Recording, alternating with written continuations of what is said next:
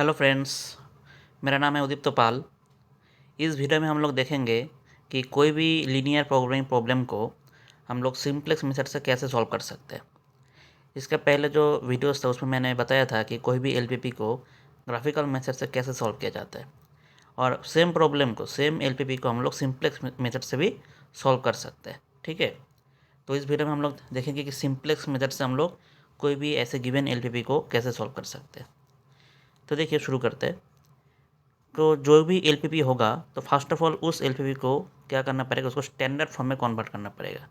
मैंने इसका पिछले वाला वीडियो में मैंने बताया था कि कोई भी एलपीपी जो गिवन होता है वो क्या होता है कि जनरल फॉर्म में गिवन होता है, तो उसका first of all standard form में कन्वर्ट करना पड़ेगा अगर आप उसको सिंपलेक्स मेथड से सॉल्व करना चाहते हो। ठीक है, सो हम लोग इसको कैसे करेंगे। तो देखिए, ये जो कॉन्स्टेंट, देखिए ये जो ऑब्जेक्टिव फंक्शन है ये मैक्सिमाइजेशन फॉर्म में है। तो ठीक है, स्टैंडर्ड फॉर्म में लाने के लिए first of all objective function जो है वो मैक्सिमाइजेशन फॉर्म में होना चाहिए, ताकि मिनिमाइजेशन फॉर्म में होने से हम लोग क्या करेंगे, इसको -1 से मल्टीप्लाई करेंगे। अच्छा, सेकेंडली देखिए, यहाँ पे लेस देन और इक्वल टू साइन है। लेस देन और इक्वल टू साइन होने से हम लोग क्या करते हैं कि लेफ्ट हैंड साइड पे स्लैक वेरिएबल को ऐड करते हैं। ठीक है, क्योंकि left hand side right hand side से छोटा है, तो दोनों साइड को इक्वल करने के लिए क्या करना पड़ेगा कि लेफ्ट हैंड साइड में एक क्वांटिटी ऐड करना पड़ेगा। उसको हम लोग बोलते हैं स्लैक वेरिएबल। यहाँ पे हम लोग S1 को ऐड करेंगे। सेकेंड कांस्टेंट पे देखिए कि ये भी लेस देन और इक्वल टू साइन है, तो मतलब कि यहाँ पर भी मुझको क्या करना पड़ेगा कि लेफ्ट हैंड साइड पे एक वेरिएबल ऐड करना पड़ेगा, वो भी होगा S2। तो S1 एक होगा एक स्लैक वेरिएबल, एक होगा S2 स्लैक वेरिएबल। ओके, तो चलिए लिखते हैं। तो इसको देखिए, इसका लिखने का जो स्टाइल है हम लोग क्या लिखेंगे, बाय इंट्रोड्यूसिंग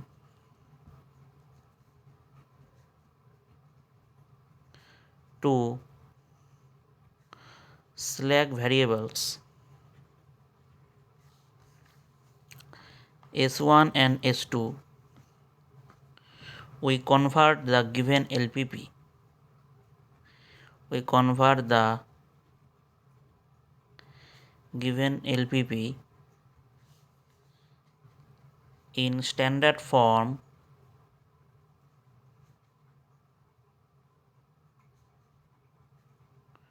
as follows. ठीक है, तो देखिए हम लोग क्या करेंगे, जो गिवन जो ऑब्जेक्टिव फंक्शन है वो मैक्सिमाइजेशन फॉर्म में है, तो हम लोग लिखेंगे कि max Z equal to 3x1 plus 2x2 subject to the constants. अब यहाँ पे देखिए x1 प्लस x2 है, तो हम लोग क्या लेंगे x1 plus x2 plus S1। Okay, और थोड़ा सा गैप छोड़ के आप यहाँ पे लिख लेंगे इक्वल टू 4। सेकेंड कॉन्स्टेंट क्या होगा कि x1 माइनस x2।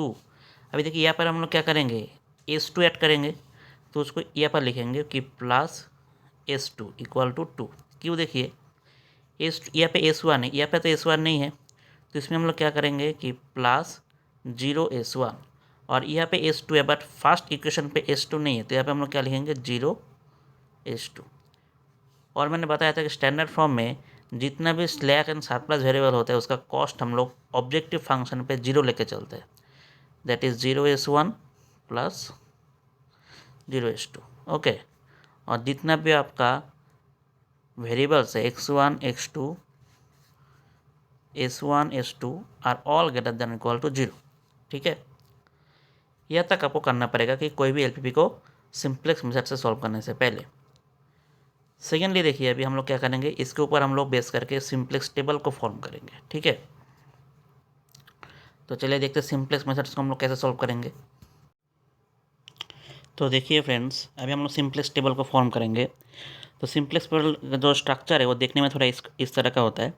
इसमें हम लोग क्या क्या लिखते हैं, देखिए इसमें हम लोग यहाँ पे लिखते हैं B stands for basic variable. Okay, that is C B that is cost of the basic variables. यहाँ पे होता है एक्स बी का कॉलम, मतलब कि जो राइट हैंड साइड पे जो एलिमेंट है 42 यहाँ पे लिखना पड़ता है। और यहाँ पे देखिए हम लोग क्या लिखेंगे, सी जे मतलब cost of the decision variables.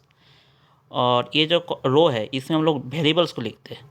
तो वेरिएबल कौन कौन है, देखिए यहाँ पे x1 x2 S1 S2। यहाँ पे हम लोग लिखते हैं x1 x2 S1 S2। Okay, फिर हम लोग क्या करते हैं, देखिए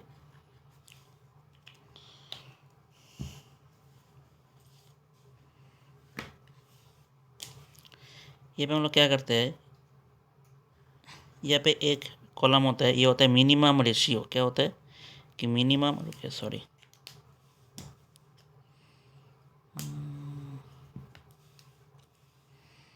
ये होता है मिनिमम रेशियो। ओके, और यहाँ पे देखिए हम लोग क्या, अभी देखिए हम लोग क्या क्या लिखेंगे। यहाँ पे जो x1 का कॉस्ट क्या है, यहाँ पे 3, x2 का कॉस्ट है 2, s1 का कॉस्ट है 0, s2 का कॉस्ट है 0। सो x1 का कॉस्ट 3, x2 का कॉस्ट 2, यहाँ पे आ जाएगा 0, यहाँ पे आ जाएगा 0। ओके, उसके बाद हम लोग क्या करेंगे, देखिए ये मैट्रिक्स को लिखते हैं। मैट्रिक्स मतलब x1 के साथ कोफिशिएंट कौन है, 1, यहाँ पे कौन है 1, सो 1 1। x2 के साथ कौन है 1, यहाँ पे है -1, सो 1 -1।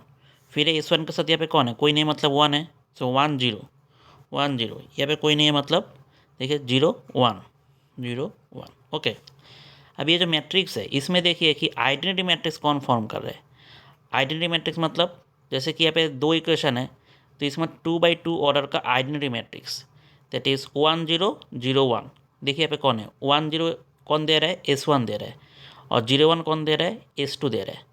अगर यहाँ पे 3 ऐसे इक्वेशन आएगा तो हम लोग का 3 जो 3x3 ऑर्डर का आइडेंटिटी मैट्रिक्स को देखना पड़ेगा, दैट इज़ 1 0 0 0 1 0 0 0 1। ओके, सो ये देखिए 1 0 कौन दे रहा है, s1। तो ये क्या है, एक बेसिक वेरिएबल है, तो बेसिक वेरिएबल को हम लोग क्या लिखेंगे यहाँ पे। और 0 1 कौन दे रहा है, s2, तो s2 को लेंगे यहाँ पे। तो याद रखिएगा कि 1 0 ये जो दे रहा है वो पहले आएगा, और 0 1 जो दे रहा है वो बाद में आएगा। 3x3 के इसमें क्या होगा कि जो 1 0 0 ये वाला कॉलम देगा वो पहले आएगा, फिर 0 1 0 देने वाला वेरिएबल यहाँ पे सेकंड में आएगा, एंड 0 0 1 देने वाला वेरिएबल तीसरे में आएगा। ठीक है, तो ये दोनों बेसिक वेरिएबल है। अब यहाँ पे क्या है, C B, that is cost of basic variable. देखिए s1 का कॉस्ट यहाँ पे देखिए, ऊपर देखिए s1 का कॉस्ट क्या है 0, s2 का कॉस्ट भी 0। इस दोनों का हम लोग यहाँ पे लिखते हैं। एक्स बी में हम लोग क्या लिखते हैं कि राइट हैंड साइड में कौन है, राइट हैंड साइड में कौन है, देखिए 4 2, सो पे जाएगा 4 2। ठीक है, इसके बाद हम लोग क्या करेंगे, इसके बाद हम लोग इस टेबल को ऐसे क्लोज करेंगे। ठीक है, अभी देखिए इसको हम लोग कैसे निकालते हैं। इसके बाद आता है यहाँ पे जेड जे का मतलब होता है summation C B into X J. Okay, X J जो है वो वेरी होता है, x1 x2 x3 x4 ऐसे करके। ये बताइए सी बी कौन है, ये वाला। जे अगर 1 लेता हो तो कौन आएगा, x1 ये वाला। तो ये जो दोनों एलिमेंट है, ये दोनों एलिमेंट और ये दोनों एलिमेंट, इसका कोरस्पॉन्डिंग एलिमेंट को मल्टीप्लाई करके ऐड करना पड़ेगा। दैट इज़ देखिए यहाँ पे क्या होगा, 0 इंटू 1 प्लस 0 इंटू 1, तो कितना आ रहा है 0। फिर इस केस में क्या होगा, C B into x2, that is 0 into 1 plus 0 into -1, फिर आएगा 0। फिर इस केस में क्या आएगा, 0 इंटू 1 प्लस 0 इंटू 0 0। फिर इसमें क्या आएगा, 0 इंटू 0 प्लस 0 इंटू 1 0। ठीक है, इसके बाद हम लोग क्या करेंगे, इसके बाद हम लोग जो इसका जो मेन पार्ट है दैट इज डेल्टा जे को इवेल्युएट करेंगे। डेल्टा जे का मतलब होता है जेड जे माइनस सी जे। तो देखिए यहाँ पे क्या है, 0 -3, देखिए ये जेड जे है और ये सी जे है, सो 0 -3 कितना आ रहा है, -3। 0 -2 कितना आ रहा है, -2। 0 -0 0, 0 -0 0। ओके, उसके बाद देखिए क्या देखना पड़ेगा कि यहाँ पे जितना भी डेल्टा जे आ रहा है सब कोई नॉन नेगेटिव आ रहा है कि नहीं आ रहा है। अगर सब कोई नॉन नेगेटिव आ रहा है तो ही हम लोग का क्या हो जाएगा, ऑप्टिमल सॉल्यूशन अटेन हो जाएगा। ठीक है, बट अगर डेल्टा जे नॉन नेगेटिव नहीं आ रहा है, नॉन नेगेटिव मतलब आइदर 0 और पॉजिटिव नंबर, बट यहाँ पे देखिए 2 नेगेटिव नंबर आ रहे हैं, हम तो इसका मतलब क्या है कि ऑप्टिमल सॉल्यूशन अभी तक अटेन नहीं हुआ है। देन हम लोग क्या करेंगे कि उसमें से जो मोस्ट नेगेटिव एलिमेंट है उसको क्या करेंगे, पकड़ लेंगे, वो क्या करेगा, बेसिस में एंट्री लेगा। ठीक है, तो देखिए पे -3 और -2 में मोस्ट नेगेटिव कौन है, -3, तो बेसिस में एंट्री ले रहे हैं। ओके, जब ये एंट्री लेगा बेसिस में तो 2 एलिमेंट पहले से ही था, S1 S2, तो अगर उसमें अगर x1 एंट्री लेगा तो इस दोनों में से कोई ना कोई तो बाहर निकलेगा ना बेसिस से, तो वो कौन निकलेगा। इसके लिए हम लोग देखते हैं कि मिनिमम रेशियो में हम लोग क्या करेंगे, मिनिमम रेशियो का जो फॉर्मूला यहाँ पे आएगा कि X B by X one की वजह देखिए कि -3 कौन सा कॉलम का है, एक्स वन का। इसके लिए X B by X one को हम लोग इवेलुएट करेंगे। ठीक है, सो देखिए एक्स बी कौन है 4, एक्स वन कौन है 1। सो यहाँ पे कौन आ रहा है 4/1 that is 4 and 2/1 that is 2। तो इस दोनों में 4 एंड 2 में मिनिमम कौन है 2, तो ये 2 क्या करेगा बेसिस से निकल जाएगा बाहर। ओके, सो अभी देखिए यहाँ पे वर्टिकली देखिए ये वाला कॉलम मतलब x1 एंट्री ले रहा है और और कौन निकल रहा है बेसिस से S2 बेसिस से निकल रहा है। इस दोनों में जो रेशियो मिनिमम होगा वो निकलेगा बेसिस से, तो S2 निकल रहा है। तो एक तो ये वाला एंट्री ले रहा है, ये वाला निकल रहा है, तो बीच में कौन पड़ रहा है, बीच में इंटरसेक्टिंग पॉइंट कौन सा है 1। तो this is called the key element. ठीक है, अभी देखिए इसके बाद हम लोग क्या करेंगे, थोड़ा टेबल को इम्प्रूव करेंगे। कैसे करेंगे,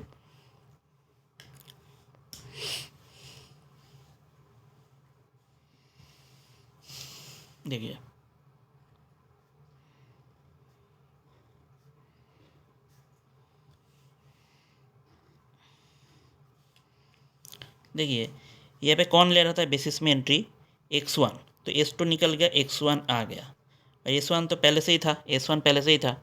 अभी x1 का कॉस्ट देखिए कितना है 3 है और S1 का कॉस्ट क्या है 0। ओके, उसके बाद क्या करना पड़ेगा, देखिए कि जो की एलिमेंट है उसको 1 करना पड़ेगा, मतलब जो भी की एलिमेंट है उसको उसी से डिवाइड करके उसको 1 करना पड़ेगा। बट इस केस में क्या है, की एलिमेंट पहले से ही 1 ही है, तो हम लोग क्या करेंगे, इस पूरा जो रो है, इस पूरा रो को हम लोग क्या करेंगे, इसको छोड़ के, सी बी का कॉलम को छोड़ के ये वाला जो पूरा रो है, इस पूरा रो को 1 से डिवाइड करेंगे। सपोज़ कि की एलिमेंट अगर 4 होता तो 4 से डिवाइड करेंगे, बट इस केस में 1 है तो 1 से डिवाइड करेंगे। तो क्या आ रहा है कि 2 1 -1 0 1। ठीक है, अभी काम क्या है, देखिए जब ये क्या है, ये न्यू रो है। अभी आपको क्या करना पड़ेगा कि ये जो की एलिमेंट था, इसका ऊपर वाला जो एलिमेंट है इसको 0 करना पड़ेगा with the help of this 1। ठीक है, मतलब जो की एलिमेंट है उसको मैंने क्या किया 1 बनाया, फिर इसके ऊपर वाला जो एलिमेंट है, इसका जो ऊपर वाला एलिमेंट है इसको 0 बनाना पड़ेगा और इस 1 के हेल्प से। तो हम लोग क्या करेंगे, देखिए यहाँ पे पहले से 1 था, यहाँ पर भी 1 है, हम लोग क्या करेंगे इस ओल्ड रो माइनस न्यू रो कर देंगे। ठीक है, सो क्या आ रहा है, देखिए 4 - 2 2 1 - 1 0 1 माइनस ऑफ -1 2 1 - 0 1। ठीक है, 0 - 1 -1। ठीक है, उसके बाद देखिए क्या आ रहा है हम लोगों का,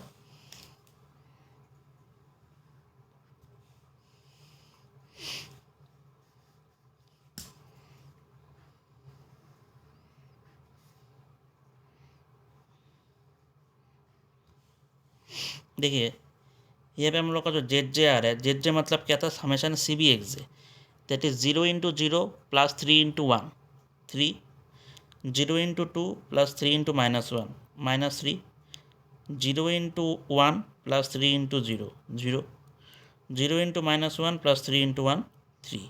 ये क्या है कि हम लोग का जेड। उसके बाद क्या आता है delta J, that is Z - सी जे। उसमें हम लोग क्या करते हैं, देखिए जेड - सी जे, ये जेड है और ये सी जे है। सो 3 - 3 0 -3 -2 -5 0 - 0 0 3 - 0 3। ठीक है, सो देखिए यहाँ पर भी जो डेल्टा जो है सब कोई नॉन नेगेटिव नहीं है, इसमें से अभी भी एक एलिमेंट दिखाई दे रहा है जो कि नेगेटिव है। इसका मतलब अभी तक हम लोग का ऑप्टिमल सॉल्यूशन रीच नहीं हुआ है। हम लोग क्या करेंगे, फिर इम्प्रूव करेंगे। सो इसमें से मोस्ट नेगेटिव कौन है -5, ये बेसिस में एंट्री लेगा। तो अगर ये बेसिस में जाएगा तो एक्स तो कोई तो बेसिस से निकल जाएगा ना, S1 एंड x1 में कौन निकलेगा। इसके लिए हम लोग क्या चेक करेंगे, फिर से मिनिमम रेशियो। इस केस में क्या आएगा, देखिए ये कौन सा कॉलम है x2 का, जाएगा xb/x2। ठीक है, अच्छा और एक चीज़ देखिए, अभी अगर ये जो कॉलम है इसमें से कोई भी एलिमेंट अगर 0 है और नेगेटिव है, मैंने क्या बताया, अगर 0 है और नेगेटिव है तो उस केस में हम लोग मिनिमम रेशियो नहीं लिखेंगे, उसमें ऐसे सिर्फ डैश दे देंगे, छोड़ देंगे। ठीक है, देखिए जैसे इस केस में क्या है, 2/2, 2/2 दैट इज आ रहा है 1। बट इस केस में देखिए यहाँ पे -1 है, तो अगर यहाँ पे -1 है हम लोग यहाँ पे मिनिमम रेशियो नहीं निकालेंगे। अगर यहाँ पे 0 भी होता तभी भी हम लोग नहीं निकालते। ठीक है, तो इसमें हम लोग क्या करेंगे, ऐसे डैश देकर छोड़ देंगे। सो मिनिमम रेशियो कौन होगा, सिर्फ 1, तो ये बेसिस से निकल जाएगा। ठीक है, सो बेसिस से कौन निकल रहा है, अभी देखिए S1 निकल रहा है और X2 आ रहा है, X2 आ रहा है बेसिस में और S1 निकल रहा है, तो बीच में कौन आ रहा है, 2। सो 2 क्या है, 2 की एलिमेंट हो जाएगा। ठीक है, इसके बाद टेबल को हम लोग फिर से इम्प्रूव करेंगे।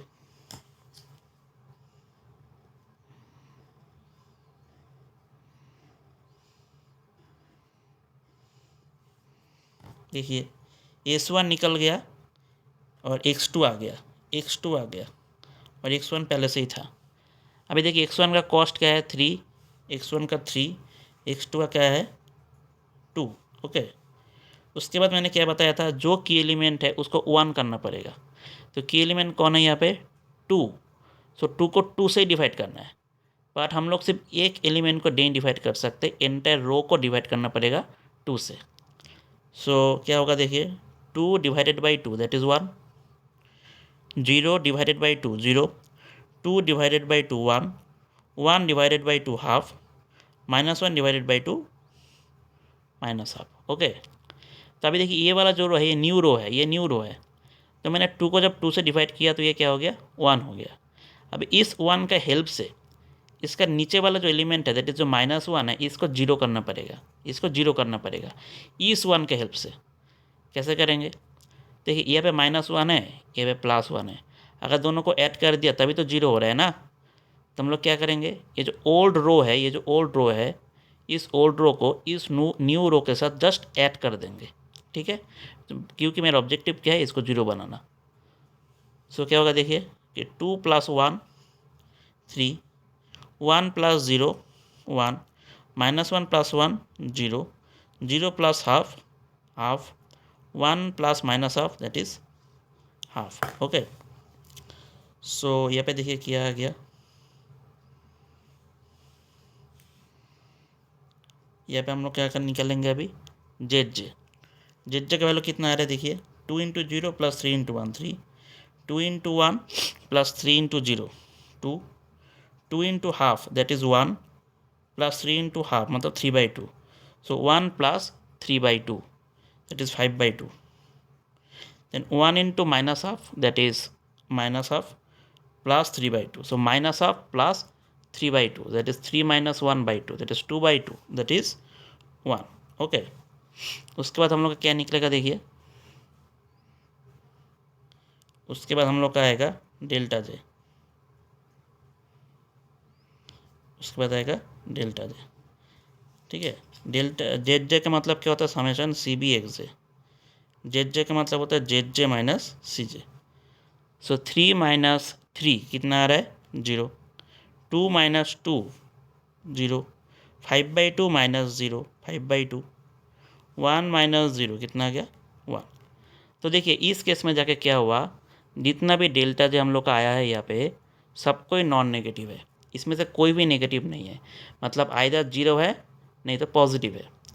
तो ये मतलब कि हम लोग का ऑप्टिमल सॉल्यूशन अटेंड हो गया है। ठीक है, तो हम लोग मैं इस तरफ लिख देता हूँ, हम लोग क्या लिखेंगे कि देयरफॉर ऑल डेल्टा जे, और ऐसे बोलते हैं कि सिंस क्या आएगा, कि since all delta J greater than or equal to 0, so the optimal solution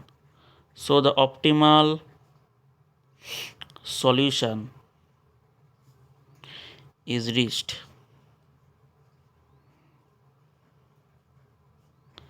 and the solution is solution देखिए क्या होगा, ये जो x1 है, x1 का वैल्यू आएगा 3 एंड x2 का वैल्यू आएगा 1। सपोज कि यहाँ पे x1 होगा और यहाँ पे s1 होगा, मतलब कि अगर बेसिस में अगर x2 नहीं भी होगा तो उस केस में x2 का वैल्यू 0 हो जाएगा। फिलहाल इस केस में क्या x1 है 3 एंड x2 है 1, तो क्या x1 = 3 एंड x2 = 1। ठीक है, एंड हम लोग का जेड का कैसा वैल्यू निकालने के लिए बोला था, देखिए max Z, that is Z max, Z का मैक्सिमम वैल्यू। तो जेड मैक्स का वैल्यू क्या आएगा, इक्वल टू, देखिए ऑब्जेक्टिव फंक्शन हम लोग का क्या था कि 3 into x1 plus 2 into x2, हम लोग सिर्फ वही पुट करेंगे कि 3 इंटू x1 कितना है 3 प्लस 2 इंटू x2 कितना है 1, that is 9 plus 2 that is 11। So this is the final solution, तो this is the optimal solution. ठीक है, तो ऐसे हम लोग क्या करते हैं कि कोई भी एलपीपी को सिंपलेक्स मेथड से सॉल्व करते हैं। मतलब कोई भी अगर एलपीपी गिवन होगा उसको first of all standard form में ऐसे कन्वर्ट करना पड़ेगा। अगर मैक्सिमाइजेशन फॉर्म में उसको मिनिमाइजेशन फॉर्म, अगर मिनिमाइजेशन फॉर्म में है उसको मैक्सिमाइजेशन फॉर्म में कन्वर्ट करना पड़ेगा पहले बाई मल्टीप्लाइंग -1, एंड उसके बाद हम लोग ऐसे एक सिंपलेक्स टेबल को बनाएंगे। ठीक है, आई होप कि आपको सिंपलेक्स टेबल समझ में आया होगा। अगर नहीं समझ में आया तो वीडियो को दूसरा बार देखिए, आपको समझ में आ जाएगा ज़रूर। एंड उसके बाद जिस लेवल पे जाके डेल्टा जगह वैल्यू सब नॉन नेगेटिव आ जाएगा, उस केस में हम लोग क्या बोलेंगे कि ऑप्टिमल सॉल्यूशन अटेंड हो गया है, और वो सॉल्यूशन हम लोग ऐसे निकालते हैं। ठीक है, तो चलिए नेक्स्ट वीडियो में हम लोग सिंपलेक्स मेथड के ऊपर दूसरा प्रॉब्लम लेकर बात करेंगे। Thank you.